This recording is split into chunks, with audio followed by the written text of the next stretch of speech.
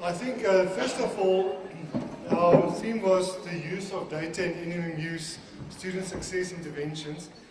And just broadly, we constantly, and as for years, distributed student success rates, throughput rate analysis, student staff full-time equivalent ratios, which we thought have got some relationship with student success. A very important one, retention of first-year students, because that's where the biggest fallout is at most of the universities, and also to look now at further steps of graduate employability. Another very important function we fulfill is to identify modules with high failure rates for academic intervention, like supplementary instruction. We do that by looking at the average success rates over a period of 3 years to make sure that we're not just picking up a particular cohort, but that there has been a considerable time of underperforming in a particular module. And then we also track the staff qualification profile by different levels, because we also assume there's some relationship between student success and staff qualifications, which might not be necessarily so, but from a statistical point of view, we believe that. And then last year we undertook a massive exercise, which was to look at the academic viability and affordability model. Because of the fees must fall campaign, we realized that we need to get the institution also more efficient. And efficiency entails financial efficiency, but also student success efficiency, which impacts highly on the financial viability of programs. Because we know that the funding framework rewards teaching output units, and the teaching output component and the research output component is actually the only two components where you can get more money, because the enrollments are pre-negotiated. In the academic viability, we had quite a number of variables which at different weights, and evaluating them on a scale then gave you a combined index for academic viability. But within there was clearly student success indicators, acceptable student success, throughput and retention rates, academic monitoring and support and student feedback, and opportunities for students to engage in experiential learning opportunities, availability of infrastructure, facilities and equipment, which also are related to student success. And then the affordability was a much more clear and easier thing to do. That was to look at the income versus the cost, and whether the program were running at a surplus or a deficit. And then we constantly have got to provide data requested by management for monitoring, planning, decision-making processes. We also look at weighted research output units per academic staff member, because that's where your M and PhD graduates are, and whether there are improvements in those particular indicators. And then a very easy thing to monitor is to look whether your average annual growth rates of graduates versus enrollments. If the graduate growth is higher than the enrollments, then you're improving on efficiency. You're getting graduates faster out at a higher pace than you're now increasing your enrollments. That means you're getting more efficient. We now prepare second quarterly reports for council, which we just do in a graphic format. And this quarter, the second quarter, we're just going to focus on student success indicators. It's very visual, and that's going to be the whole theme that's going to be presented to council. We also know that all the earmark grants include a range of student success indicators. The foundation grant, the university capacity development grant is going to include a lot of 19 indicators, and a lot of them are related to student success. And also in the initial teacher education report to DHET, the annual performance plans, there are also student indicators. Then inside the Nelson Mandela University, we also allocate budgets to faculties, which includes teaching outputs and research outputs, which are linked to student success. So if they're more successful there, they're going to get a bigger portion of the RAM. The RAM might not necessarily increase. We also have got to provide a lot of student progress and success information to bursary providers. And then our latest and very famous development is the early warning system, which originated in the law faculty with the cooperation of ICT, and Deirdre will say a few things about it. Okay. That just shows the academic and financial affordability model. You can click on a particular dot. It shows you which qualifications, for example, are academic, not viable, and also not financial viable. But then it also, if you go into the detail, you can see what component of it, if it's student success related, if it's infrastructure related, if it's staffing related. And that is information given to deans. We don't make decisions on their behalf, we provide them with the information to make decisions. Then we've developed a very extensive web-based information system, in a sense what I call a self-help system. And it's Gareth and the two and Teresa and Marie works constantly on expanding this. What we do is, if we get a query, we try to put to make it automated so that people in future can help themselves, so that we can deal with a massive workload. And it's even there for specific individuals. Our latest, what happens also a lot to us, that during meetings, when management sit in meetings, they suddenly ask us quickly a question, and we have got to run around to get the data together so that they have it in the meeting while they're having the meeting.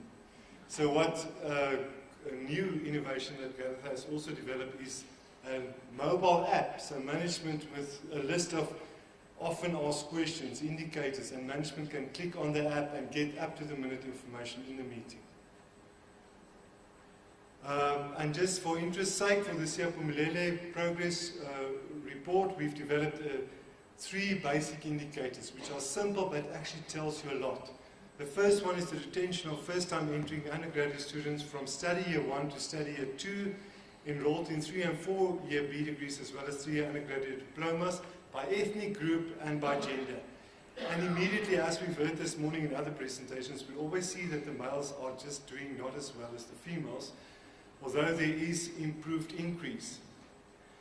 But it's very concerning. In the latest university capacity development grant, there was also 19 indicators, and we also had to analyze it by gender and also by ethnic group.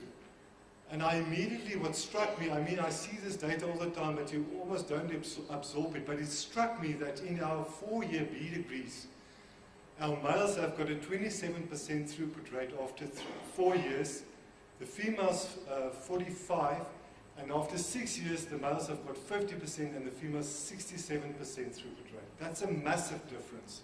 And we need now to go into the detail to see what's going on there. Another one, okay, it's the same indicator. Indicator 2 is the success rate of undergraduate students, also by ethnic group, gender, and also by faculty. I don't show all of it here. And if you do it by conditional formatting, you can immediately see where the problems are. The red, which is again African males mostly. There's also colored males. The blues, you can see the white females are doing extremely well. The white males also okay, but there's different problems. And this is a quick way of seeing where are the problem areas. Indicator 3, which is very important, a very important aspect of the Siyaphumelele project for Crashkey also, is the tracking of high-risk modules and interventions that happens, and to see what are the improvements in the module pass rates.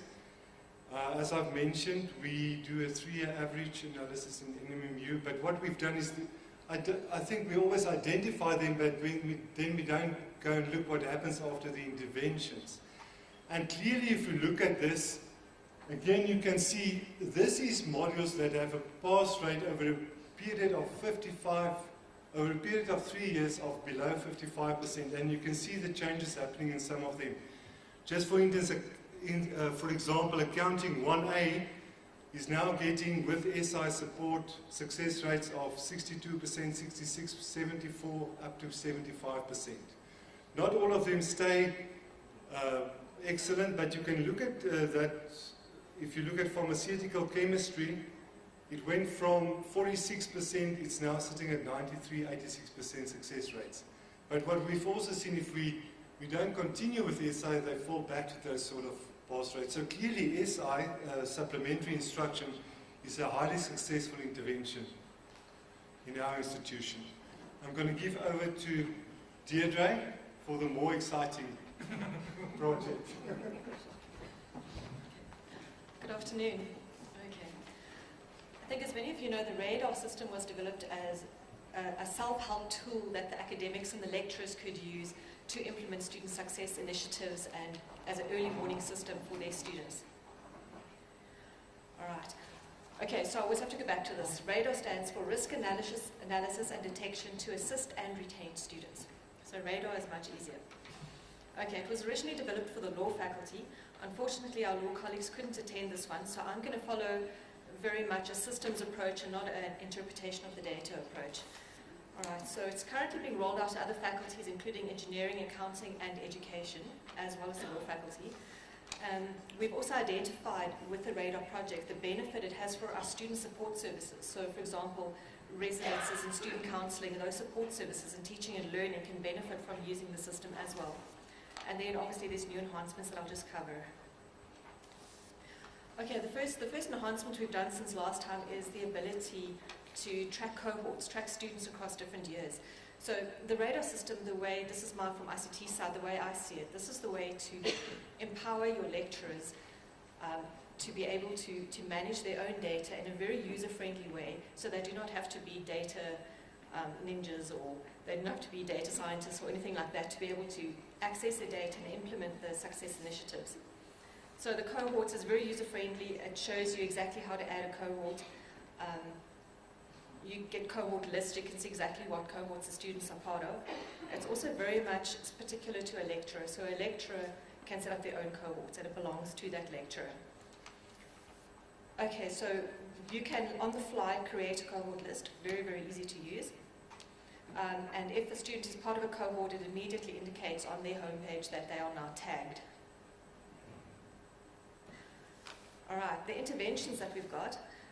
You can refer a student to an intervention. So this student has been allocated to supplementary instruction, which is for a specific module code.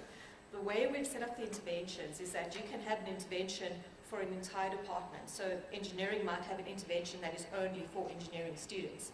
It can be by module code, so your SI is only for specific module codes, or it can be per student, which is general. So that intervention, like student counselling, would apply across the board to all students. So we've got those different categories of interventions. Yeah, the ones we've got here, this is like just an example. There's a lot more than this. Student counselling, we've got the writing centre, supplementary instructions. There's a lot more than that. All right, the functionality, as you can see here, when you go to the class list, the lecturer can go in and they can immediately see how many interventions a particular student has been referred for. What it also does, if you allocate a student to an intervention, it immediately puts it on the comments thing. The comments thing is actually, it's like a little blog between the lecturers. So any lecturer that lectures that student can actually see what other interventions the student has actually been allocated to. All right, the other enhancements, we've done a number of KPIs. So if you go to the student dashboard, you can go in, you can see a comprehensive picture of that student. You can see all of the modules that they've registered for. You can see their marks and their assessments, how they're doing. You can also immediately on that page see the KPIs that against the students. So it's like the home language differs from language of instruction, the school quintile, the total credits passed, your APS score, admitted for first choice, matric year, repeating module. And we are continually building on these KPIs that we can just provide to the lecturers at the click of a button. The KPIs as well, the system has been developed in such a way so that each department can choose which KPIs they'd like to see for their department. So it's not that all departments have to see the same things. Each department can say there are different KPIs that actually impact more on my department. So it's been developed very generically. Then the other side of it, useful information from RADAR, the way we've done it, we've actually, each KPI is a function. So if a lecturer wants to go in and pull data out, whether it's in Excel or Power BI or any kind of data analytics system they'd like to use, they can immediately see whatever data they choose to see. So this is just some examples that have been pulled out. You can have a look at your APS versus your average marks. You can see your repeats. You can immediately see little trends and stuff like this. And this we are literally putting at the hands of the lecturers so that they can actually do that themselves and see those trends themselves. All right, the challenges. There's a few challenges that we've experienced. And the biggest one, I think a lot of people know, is the assessment marks being captured onto our ERP system. If the marks are not there, you're not going to get any results. So yeah, that's a challenge that we're still working with some departments. Also, we've got marks residing in systems other than the ERP system. So Moodle has got a lot of marks in it. Some lecturers capture their stuff in Excel. So this is whole things that we just have to work through. And I think as lecturers see the benefits of the system, they'll come on board, because the system is a pull system. We're not pushing it out to the lecturer, so nobody's forced to use it. When you see the benefits, then you will use it. ICT challenges, lots of scope creep, lots of enhancements coming in, and as we roll it out to more departments, more ideas come in, and can't we do this and can't we do that, so we have to just manage that quite carefully. And then lastly, further development that we've identified. Currently, we're busy with the specifications for a student dashboard. I know in the first session, the students mentioned that they'd like to be able to see their own test marks versus the class average and stuff like that. So we've already had a session with some students where they've said what they like, and for interest's sake, they really like the smiley faces, for example. They don't want to see a graph, they want to see smiley faces. So we'll have that versus class average. Data analytics system, we'd like to put something on top there as well. Then what will also be very useful is a student support service dashboard. So residences must have an interface to it. Student counselling have an interface. Teaching and learning have an interface towards it. So these are all future things that we could look at. And then the other thing is KPIs, not only per module, but also by qualificational department. So you can see how well is this qualification actually performing, or how well is the department doing.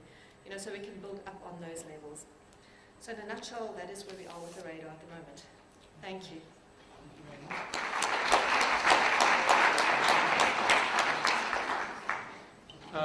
Colleagues, we have sort of stretched a little bit over the allotted time. I am going to ask if there, for both presentations, whether there's any questions. We can have sort of a couple of minutes of questions, and then we'll break for tea. Any questions that you have? Charles is incredibly keen to answer all the difficult questions. Especially statistical ones. Yes, Jen? Thank you. I'm just noting how much progress has been made on the radar system, and would like to congratulate NMU on that. But I was wondering the extent to which it can be shared with other institutions, and whether there's any plans to do that. I can just note that there's a massive interest from other institutions, but it's also creating some problems for us, because we are still busy developing the system, first of all. So we can show people what it is about, but there's got a lot of refinements that we need to do, and we're also only piloting it, so we're sorting out the needs of what faculties want. So it's really still in a development phase. And we also haven't rolled it out in the university. We're doing some pilots, and even that goes a bit difficult. So I don't think the university is ready to, in a sense, I don't know, we'll have to talk about it to make it wider available, but the big problem is we first need to develop a proper system. It's got a lot of enhancements, it's got a lot of development work, and unfortunately the capacity that we have also takes it only at a certain pace. We can buy more capacity, but there's one ICT person that needs to head it, and that's Deirdre. So she's got only so many capacity. Even if she buys in capacity, she needs to manage it all, and that even puts more pressure on her. But people are welcome to see what the system is about and what it looks like, and we can further talk about what to do with it in the future. But we still also need to establish it in the Nelson Mandela University. Here in front, can we get a mic?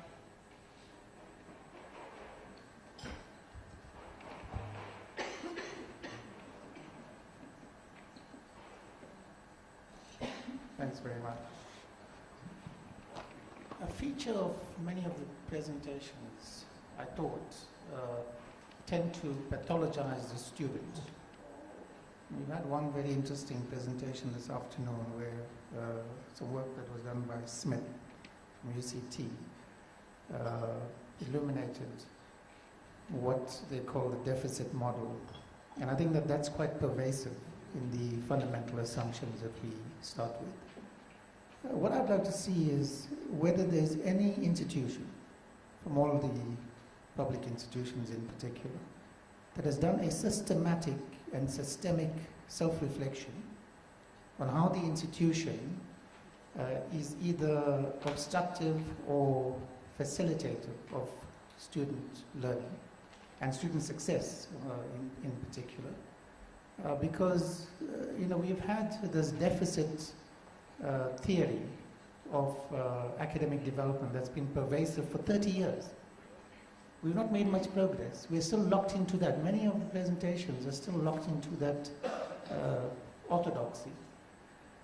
I think that's highly problematic. We're not going to make any progress.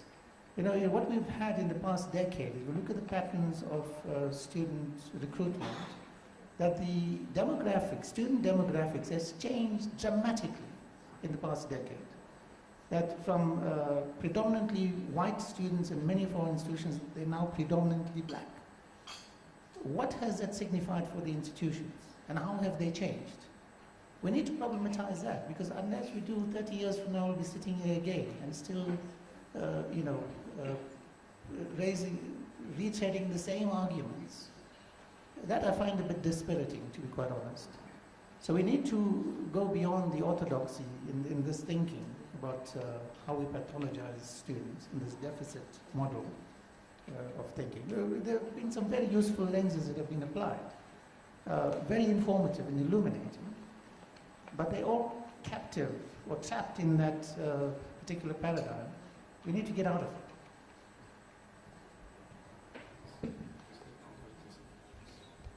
Thank you very much for that. Any other questions? Well, with that very, yes, Mr. Gwele. Okay, just a response to the previous comment. I think for the most part, we are all aware that we are on the wrong path in terms of that. However, there is hope. Most people my age are getting out, and therefore we'll get the younger people who understand exactly what it is that needs to happen than those who were developed in this. The student knows this and the teacher knows that. There is hope. Some of us are not going to be here for long. Thank you for that comment. Shall we take tea and start back at, shall we say 5 minutes past 4?